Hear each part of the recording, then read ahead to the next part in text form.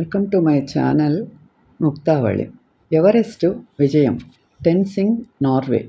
సహస్రాబ్ది ప్రారంభంలో షెర్పా టెన్సింగ్గా సుప్రసిద్ధుడైన టెన్సింగ్ నోర్గే టైమ్ పత్రిక యొక్క 20వ శతాబ్దపు 100 మంది వీరులలో ఒకరిగా ఎంపికయ్యారు.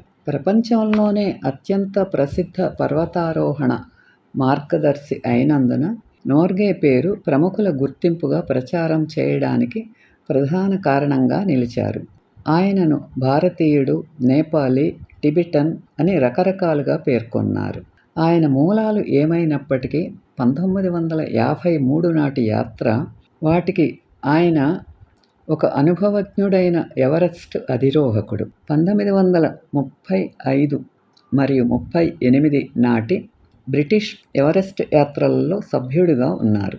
1952లో ఒక స్విస్ యాత్ర బృందంతో కలిసి శిఖరానికి 1000 అడుగులు 300 మీటర్ల సమీపం వరకు చేరుకున్నారు. ఎవరెస్ట్ విజయంలో ఆయన పాత్రకు గాను జార్జ్ క్రాస్ పురస్కారం అందుకున్నారు మరియు తదనంతరం ఇన్స్టిట్యూట్ ఆఫ్ మౌంటనీరింగ్కు అధిపతిగా, షెర్పా అసోసియేషన్కు అధ్యక్షుడిగా నియమితులయ్యారు. ఎవరెస్ట్ విజయం భూమిపై అత్యంత ఎత్తైన ప్రదేశంగా నిరూపించబడిన ఒక శతాబ్దం తరువాత ఎడ్మండ్ హిల్లరీ మరియు టెన్సింగ్ నార్వే ఎవరెస్టును జయించారు. 1852లో నిర్వహించిన ఒక సర్వేలో మౌంట్ ఎవరెస్టు భూమిపైనే అత్యంత ఎత్తైన శిఖరమని తేలింది. ఈ మహాశిఖరాన్ని అధిరోహించటానికి విఫలయత్నం చేయడంతో చాలామంది అది జయించలేదని నిర్ధారణకు వచ్చారు. ఆ తర్వాతి 101 సంవత్సరాలలో అనేక యాత్రలు జరిగాయి. అదృశ్యమయ్యారు.